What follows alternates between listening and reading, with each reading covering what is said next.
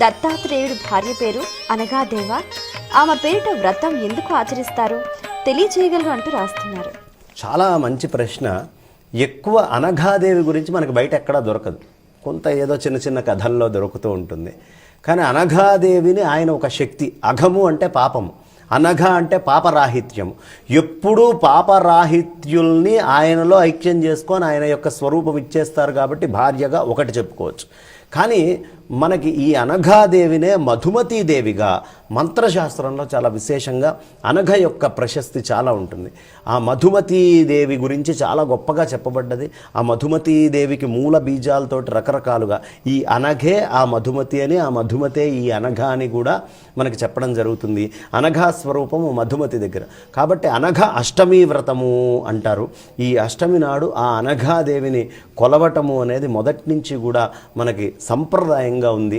ఎవరైతే ఆ పాపరాహితమైనటువంటి దాన్ని కొలుస్తారో అక్కడే దత్తాత్రేయ స్వామి వారి అనుగ్రహం, పాపరాహిత్యము అనేటటువంటి స్థితితో ఉండేటటువంటి జీవుడికి ఐక్యస్థానాన్ని ఇస్తాడనేటటువంటి యోగ సందేశము కూడా అందులో మనకి ప్రత్యేకంగా.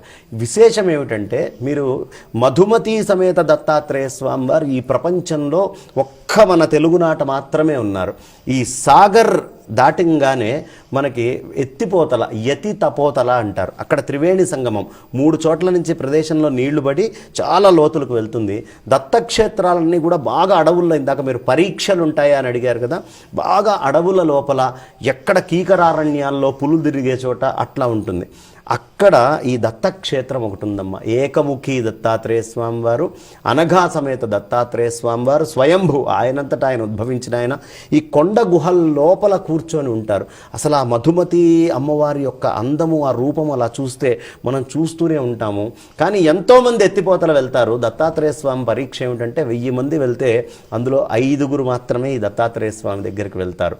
అంత విశేషంగా చాలా కృషి చేసి నడుచుకుంటూ లోపలికి వెళ్ళి కొండలెక్కితే దొరుకుతాడు ఆ స్వామి.